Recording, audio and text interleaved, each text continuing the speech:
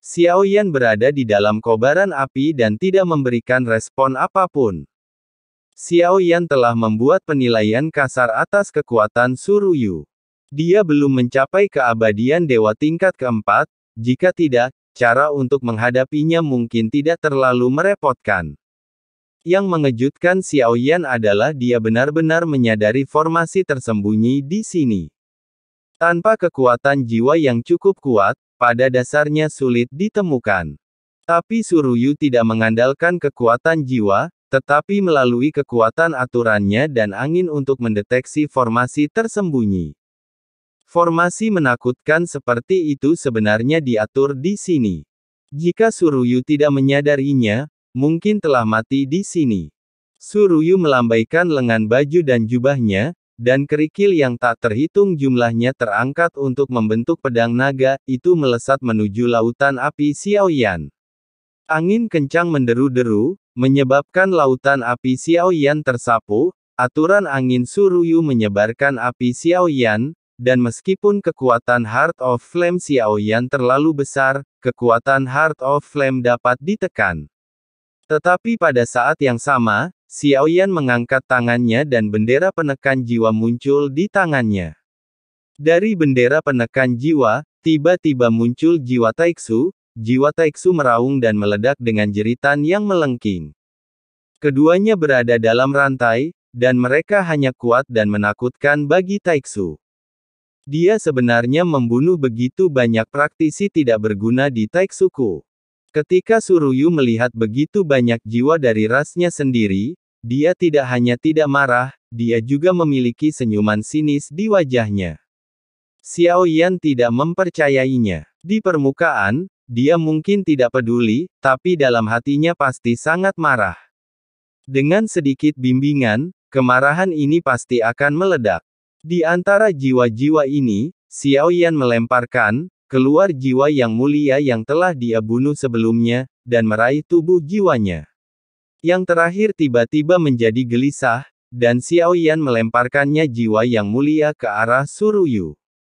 Jika itu jiwa Taiksu lain mungkin tidak peduli, ini jiwa yang mulia. Ketika Xiaoyan menangkap jiwa, dia menunjukkan bahwa Xiaoye adalah yang mulia, dan diam-diam berpikir dalam benaknya, bagaimana bisa ada begitu banyak yang mulia di Taiksu ditangkap? Jika mereka berdua yang mulia, mereka semua harus berasal dari ayah yang sama, setidaknya mereka memiliki darah yang sama. Melihat jiwa kakaknya meledak dengan matanya sendiri pasti akan mempengaruhi pikirannya. Selamatkan aku, dan jiwa ini juga mengeluarkan suara yang sangat menyedihkan. Sosok Suruyu menjadi jelas untuk beberapa saat, rupanya berdampak pada pikiran Kiki, dan ekspresinya tiba-tiba tenggelam. Ketika jiwa mendekat, Suruyu mengangkat tangannya dan melambai, dan jiwanya langsung tertahan di udara dan meledak. Kenapa kamu tidak menyelamatkanku? Sebelum ledakan, dia punya harapan untuk diselamatkan, berpikir bahwa Suruyu akan menyelamatkannya. Tanpa diduga, Suruyu langsung mengambil tindakan dan memusnahkan jiwanya. Meskipun kami mempunyai ayah yang sama, kami tidak saling mengenal. Meskipun Suruyu terkejut di dalam hatinya, matanya dengan cepat sadar kembali. Angin kencang itu kuat. Suruyu masih tidak masuk ke dalam formasi Xiaoyan, sebaliknya, dia perlahan mengangkat telapak tangannya dari kejauhan. Ada angin kencang di sekelilingnya, dan seluruh pusat bumi bergetar hebat. Dia tidak bisa mengendalikan begitu banyak saat ini, karena semua yang ada di sini telah hancur.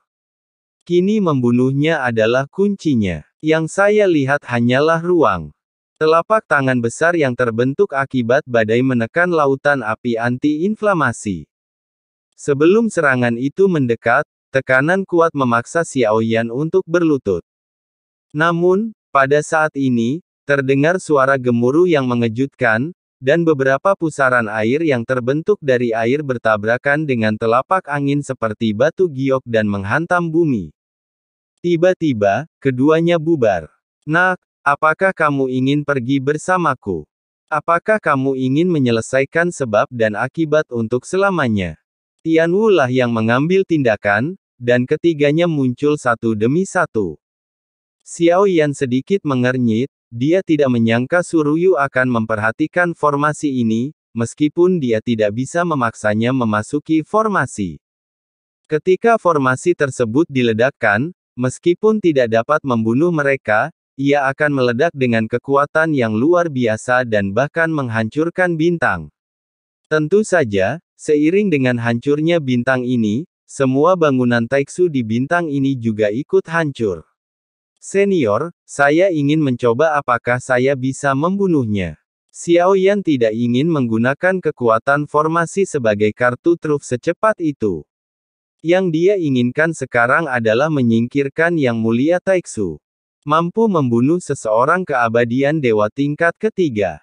Di antara kecakapan tempur Taiksu, tidak ada keraguan bahwa mereka semua adalah makhluk terbaik. Membunuh yang satu akan membuat yang lain menjadi bodoh. Bagaimana bisa dibunuh dengan kekuatan abadinya? Senior, tunggu saja aku. Selama senior membantuku menghentikan yang lain, serahkan dia padaku dan aku sendiri yang akan membunuhnya. Ini adalah tantangan bagi Xiao Yan, tapi selama tidak ada campur tangan orang lain, jika satu lawan satu, bukan tidak mungkin untuk bertarung, maka aku akan melindungimu sekali. Tianwu menatap senyuman itu dengan mata tegas, dia tidak tahu dari mana Xiao Yan mendapatkan kepercayaan itu. Dia tidak tahu dari mana Xiao Yan mendapat kepercayaan diri untuk berani menggunakan keabadian kaisar melawan keabadian dewa tingkat ketiga. Xiao Yan mengangguk. Jika ini masalahnya, dia akan keluar dari formasi dan bertarung dengannya. Tianwu dan yang lainnya juga mengikuti Xiao Yan untuk mengisolasi yang lain, dan itu menarik. Apakah Anda ingin menantang saya? Mata Suruyu tiba-tiba tampak seperti orang bodoh, menatap Xiao Yan yang perlahan keluar dari formasi. Dia selalu waspada terhadap formasi, tapi dia tidak pernah menganggap serius Xiao Yan. Memang sangat beresiko bagi Xiao Yan. Tanpa klon jiwa, kekuatan tempurnya akan sangat berkurang. Namun begitu saja, dia harus kembali ke jati dirinya dan gaya bertarungnya. Menghadapi musuh yang lebih kuat dari dirinya, hanya dengan cara inilah Xiao Yan bisa benar-benar mengerti, bahkan jika dia bertempur dalam pertempuran berdarah. Jika Anda bisa mendapatkan kejelasan, Anda tidak akan ragu. Bagaimana? Apakah kamu berani bertarung? Saat ini, Xiao Yan keluar dari formasi dengan telapak kakinya. Sakian Dao, apa yang kamu lakukan? Kita sekarang dapat sepenuhnya menjauh dari formasi mata anjing yang tidak dapat dipahami. Xiao Yan mengabaikannya, rambutnya tenang dan api tiga warna mengalir di sekelilingnya seperti air. Xiao Yan, yang berada di puncak langkah ke-9 keabadian Kaisar, tetap berada di alam ini. Dia tampak sangat tenang, tetapi kenyataannya, dia sangat bersemangat di dalam hatinya dan bahkan berbicara tentang menjadi gila untuk menerobos. Tapi dia tahu bahwa pada saat dia membuat pilihan untuk meninggalkan klon jiwa, wujud asli Xiao Yan akan mampu menerobos. Perasaan krisis saat ini membuat Xiao Yan merasa gugup, dan perasaan tertekan, krisis hidup dan mati, semuanya memberi tahu Xiao Yan bahwa Suruyu di depannya sangat kuat. Dia terlalu merasa bahwa Xiao Yan adalah musuh yang tak terkalahkan. Ini sangat menarik. Untuk pertama kalinya dalam hidup saya dipandang rendah oleh orang tingkat 9, namun saya berani memilih untuk menantang Yang Mulia.